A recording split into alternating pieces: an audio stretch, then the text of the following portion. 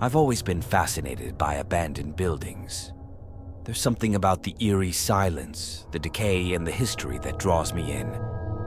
One day, I decided to explore an old, dilapidated hospital in the outskirts of my town, a place rumored to be haunted. As I stepped inside, the musty smell of damp and decay filled my nostrils. The once white walls were now stained with age, and the floor was littered with debris. The silence was deafening, only broken by the occasional drip of water from the leaking ceiling.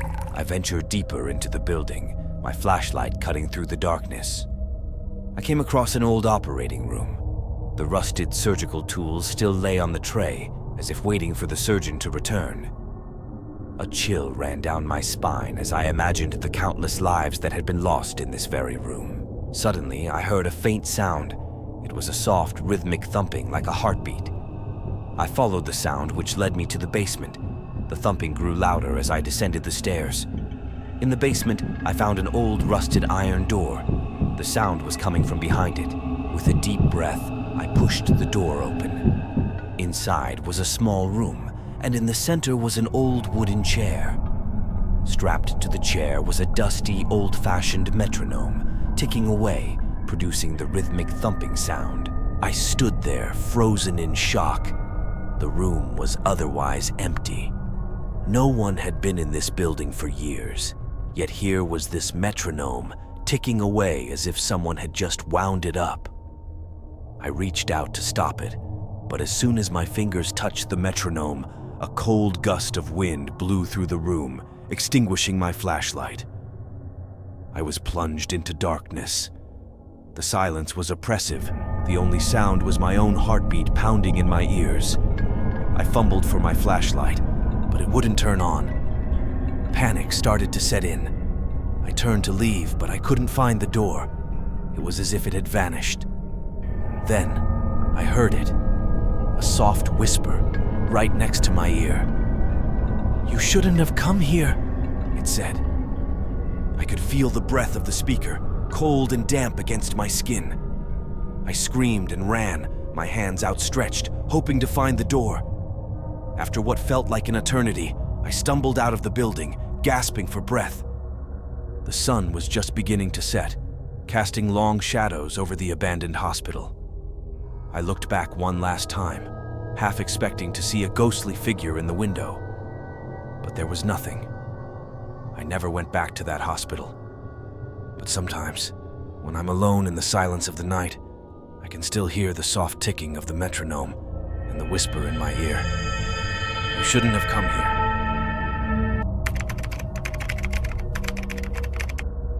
I've always been drawn to the mysteries of the old abandoned building at the end of my street. Its dilapidated structure and eerie silence intrigued me. One night, curiosity got the better of me, and I decided to explore it. As I stepped inside, the musty smell of decay filled my nostrils. The only sound was the echo of my footsteps against the cold, concrete floor. I walked through the dark corridors, my flashlight barely piercing the oppressive darkness. Suddenly, I heard a faint, chilling whisper. I turned around, but there was nothing. I continued deeper into the building, my heart pounding in my chest. In one of the rooms, I found an old, dusty journal. It belonged to a man named John, who used to work in the building when it was a factory. The entries were disturbing. John wrote about his growing obsession with a co-worker, Mary, and his plans to make her his, no matter the cost. The entries grew darker. John wrote about a plan to murder Mary in the very building I was standing in. He described it in horrifying detail, his words filled with a chilling delight that made my blood run cold. I heard a soft thud behind me. I turned around and saw a shadowy figure standing in the doorway. My heart raced as I realized I wasn't alone. I could feel a cold, menacing presence. It was as if John's spirit was still lurking in the building, trapped in his own gruesome story. I ran, my footsteps echoing through the empty halls. I could hear the figure chasing me, its heavy footsteps growing louder. I managed to reach the exit and bolted out of the building, gasping for air. I never went back to that building. The chilling experience was a grim reminder of the dark side of human nature. The abandoned building still stands at the end of my street, its dark windows a silent testament to the horrifying story that unfolded within its walls. Ever since I moved into the neighborhood, the abandoned building across the street had always caught my eye. Its crumbling facade and overgrown yard gave it an eerie aura that was impossible to ignore. One night, from the safety of my own home, I decided to observe it. As I watched, I noticed a faint light flickering in one of the windows.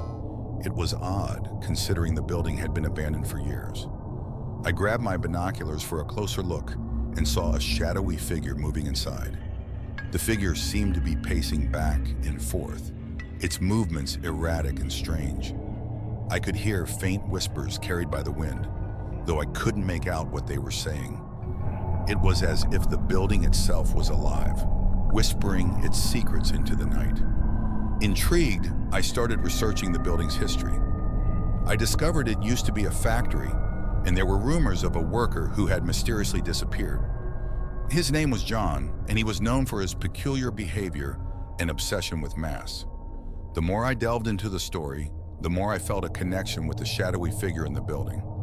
It was as if John's spirit was still trapped inside, forever pacing the halls of the abandoned factory. One night, as I was watching the building, I saw the figure standing in the window, looking directly at me. Even though I couldn't see its face, I could feel its gaze piercing through me. It was a chilling moment that sent shivers down my spine. From that night on, I stopped watching the building. The experience was too unnerving, too real. But every time I pass by the abandoned building, I can't help but feel the presence of the unexplained person who haunts its halls. It's a chilling reminder of the mysteries that lurk in the shadows of our own neighborhoods. Suddenly, I heard a noise behind me. I spun around and saw a figure standing in the doorway. It was the man from the photographs. I could feel my heart pounding in my chest as he stepped into the light. His face was still obscured, but there was something deeply unsettling about him. He didn't speak, he didn't move, he just stood there watching me. I could feel a cold dread seeping into my bones. I bolted. I didn't look back. I didn't stop until I was out of the building and back on the safety of the street. I could still feel his gaze on me, even as I locked my front door behind me. I never returned to the abandoned building. I still see it every day, a constant reminder of the unexplained person who haunts its halls. The experience has left me with more questions than answers, and a chilling story that I'll never forget. I just shared another horror stories for all of you. Can I get a like and subscribe? Also, if you want another horror stories that you will like, feel free to watch more of my videos here.